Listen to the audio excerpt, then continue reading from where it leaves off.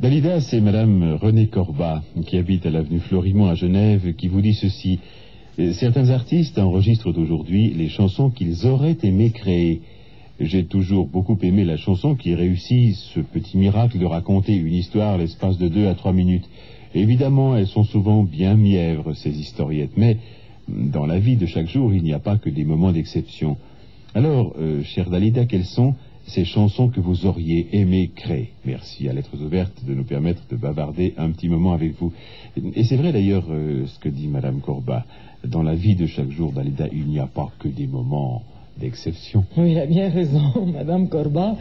Mais je dois dire, Madame, que je suis quelqu'un qui essaye, tout au moins dans sa vie, de réaliser ses propres désirs. Et alors, étant donné que je suis interprète et pas auteur-compositeur, à chaque fois que j'aime une chanson et que cette chanson a déjà été chantée par, disons, les créateurs, du moment que c'est la personne qui l'a enregistrée pour la première fois. Mais à ce propos, je dirais aussi autre chose. Ce n'est pas parce que quelqu'un l'a enregistrée pour la première fois que c'est vraiment le créateur. Parce qu'une chanson, on peut la reprendre et puis on peut la créer avec sa propre personnalité. Alors je me suis dit, étant donné que je suis interprète, d'ailleurs je l'ai fait, j'ai enregistré avec le temps de Léo Ferré qui avait déjà chanté. J'ai repris la chanson Je suis malade de Serge Lama. J'ai repris, j'ai fait tout un 30 cm, comme je vous disais tout à l'heure, des anciennes chansons dont Bessame Mouche, Le Fille Morte, Le Petit Bonheur et La Mer de Charles Trenet, que j'avais toujours envie de chanter. Et j'aurais fait, j'espère, en tout cas je le pense, une création tout à fait personnelle. Alors, dans ce mot création, il faudrait se mettre d'accord. Si c'est la première fois que quelqu'un chante quelque chose, je veux bien, mais sinon, 10 personnes peuvent créer à leur façon la même chanson. Le fait de la réenregistrer, vous la recréez dans le fond à votre manière. Absolument, oui. Oui, oui, c'est ce que je disais. S'il y a 10 personnes qui aiment une chanson, eh bien, et qui vont l'enregistrer, ils vont faire 10 créations différentes. D'autres artistes ont repris également, parlons peut-être du contraire, est-ce qu'ils ont repris des chansons que Dalida a créées? Ben oui, dernièrement, Come Prima. Et ensuite Volare en Amérique, qui a été repris.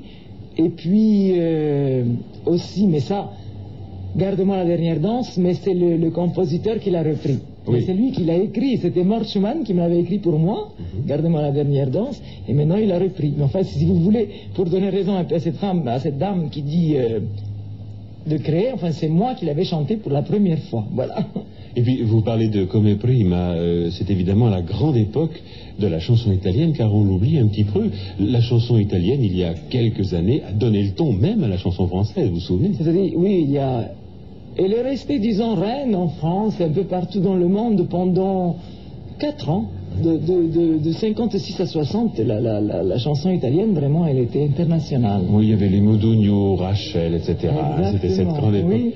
Et vous vous rappelez également une des premières chansons qui a fait votre succès, c'est le célèbre Bambino. Hein? Bien sûr, Bambino, ensuite il y a eu Come Prima, Ciao Ciao Bambina, Gondolino, enfin un tas de chansons. Un tas de chansons, moi j'aimerais qu'on écoute... La mer, la mer. C'est la mer, hein? La mer, oui, oui, oui.